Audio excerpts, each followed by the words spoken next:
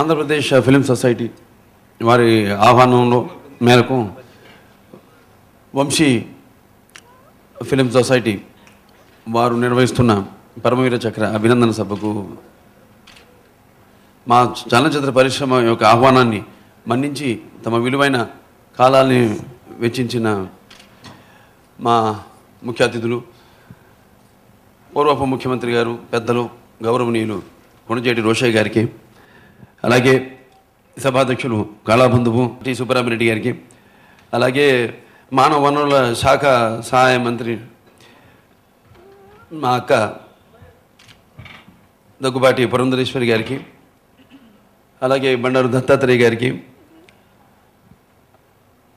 యాలగడ్డ లక్ష్మీప్రసాద్ గారికి, రమణమూర్తి గారికి, నారాయణమూర్తి గారికి, అలాగే నన్నప్రేమ రాజకుమారి గారికి, ఆవుల మంజులత గారికి, డాక్టర్ సీత గారికి, అలాగే విజయ చాముండేశ్వరి గారికి, మరి వెంకటేశ్వరి గారికి, నారాయణమూర్తి గారి అందరూ కూడా ముందుగా ఈ సభాముఖంగా నా కళాభివందనాలు. అలాగే ఈ కార్యక్రమానికి విచ్చేసిన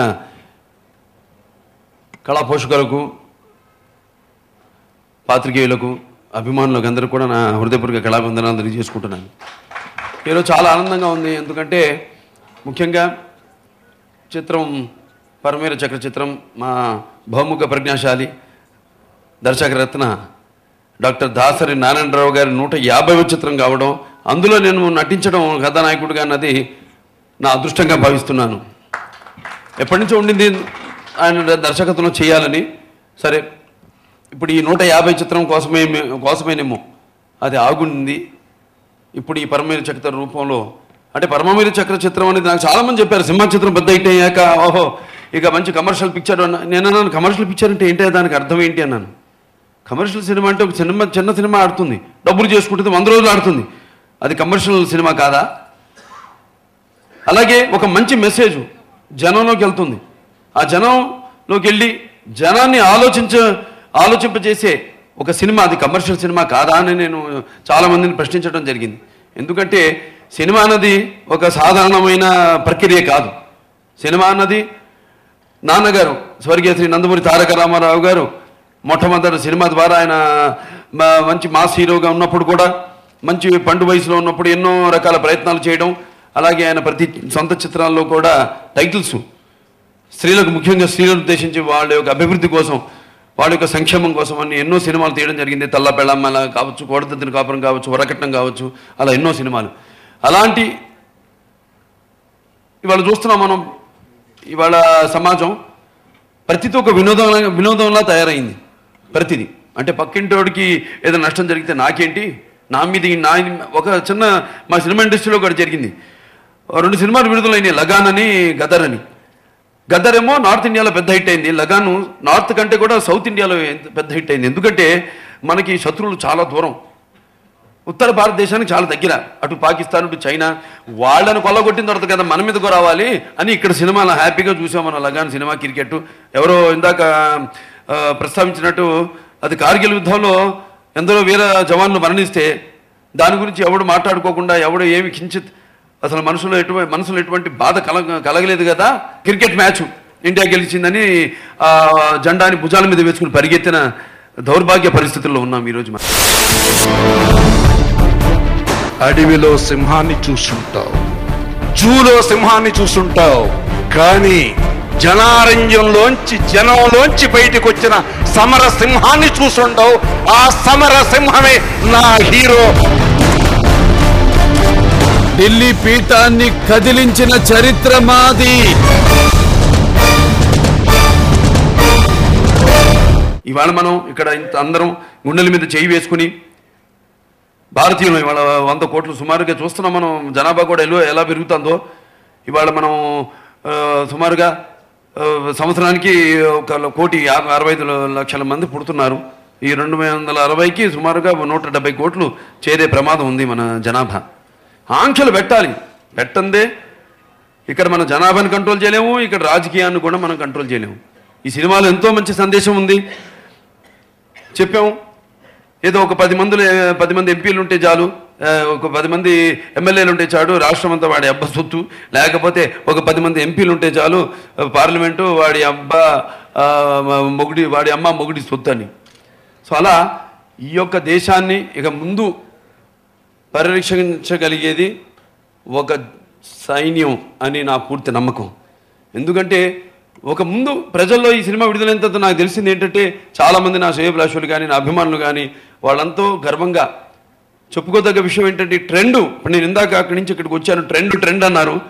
ట్రెండ్ అంటే అసలు ఏమీ లేకుండా ఇప్పుడు ఎన్నో ఉన్నాయి గొడవలు. మనకి ఇంట ఉంది, ఇంట గొడవలు ఉన్నాయి, బయట గొడవలు ఉన్నాయి. కానీ ఏమీ పట్టించుకోకుండా మన దైవాధీనం అని మనిషి తన ప్రయత్నం కొంతైనా చెయ్యకుండా ఏదో అయిపోతుంది, ఏదైతే అది అయిందిలే, రేపు మనం పుట్టినందుకు చావాలి కదా, లేకపోతే డబ్బున్నవాడు ఎప్పటికైనా ఒక దరిద్రుడు కావాల్సిందే, దరిద్రుడు ఎప్పుడు, అలాంటి పరిస్థితుల్లో ఉన్నాం ఈరోజు మనం. అటువంటిది ఈ చిత్రం ద్వారా ప్రజల్లో నీకు భయం లేదు, ఇవాళ ఏ రాజకీయ నాయకులు కాదు, లేకపోతే నీకు నువ్వు భయపడద్దు, సరిహద్దుల్లో ఉన్నారు వాళ్ళు, అక్కడ మనం బయట శత్రువుల నుంచి కాపాడటమే కాదు, వాళ్ళు అవసరమైతే మనల్ని మన నుంచి కాపాడడానికి కూడా వాళ్ళు వెనకాడరు.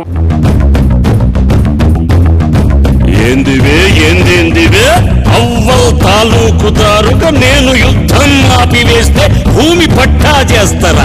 ఈ భూమి ఈ అబ్బదా వానబ్బదా, వానబ్బను కన్నబ్బదా?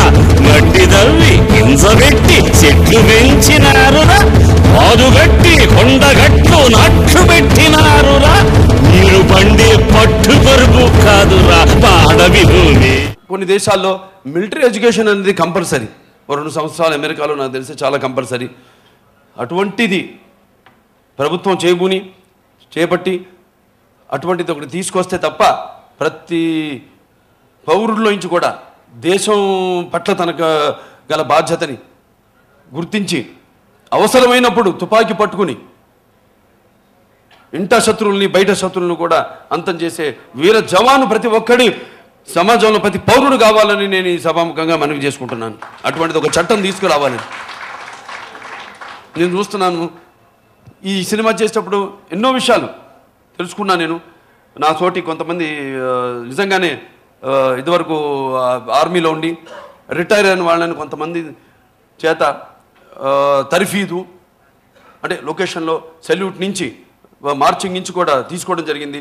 అలాగే వాళ్ళ నుంచి కూడా వాళ్ళ అనుభవాలు తెలుసుకోవడం జరిగింది. అక్కడ సియాచిన్ అక్కడ, లేకపోతే అస్సాం బార్డర్సు అటు, వాళ్ళు ఆ చలిలో ఆ ఎండలో, ఎండనక వాననక చలనక మంచనక పగలనక రేయనక వాళ్ళు ఎలా అక్కడ ఫాక్స్ బైట్స్ అంటారు, అంటే అసలు తెలియదు వాళ్ళు. కొంచెం పొరపాటున గ్లౌజ్ ఏదైనా చలిలో అంత ఆ టెంపరేచర్స్లో మైనస్ టెంపరేచర్స్లో ఒకవేళ మొండి చెయ్యాల గ్లౌజ్ ఏదైనా పడిపోయినా జారినా తీసిన పొరపాటున అసలు వాళ్ళకి వేళ్ళు కూడా తెగిపోతాయంట, తెలియకుండా వాళ్ళకి స్పర్శ ఉండదంట. అలా వాళ్ళు ఎంత కష్టపడి, అలాగే ఎటు నుంచి ఎప్పుడు ఆ బంకర్స్లో ఉంటూ వాళ్ళు ట్రూప్స్గా వాళ్ళు బయటికి వెళ్ళడం, వాళ్ళ గార్డులు చేయడం అక్కడ.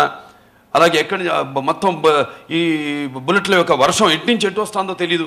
అటువంటి పరిస్థితుల్లో మనం వాళ్ళ గుండెల మీద చేయిపెట్టుకుని వాళ్ళందరూ మనం హాయిగా నిద్రపోగలుగుతున్నాం అంటే మరి ఆ వీర జవాన్లు అక్కడ సరిహద్దుల్లో వాళ్ళకి కంటికి కునుకు లేకుండా వాళ్ళు మనల్ని రక్షించబట్టే అని మనందరికి తెలిసిన విషయం.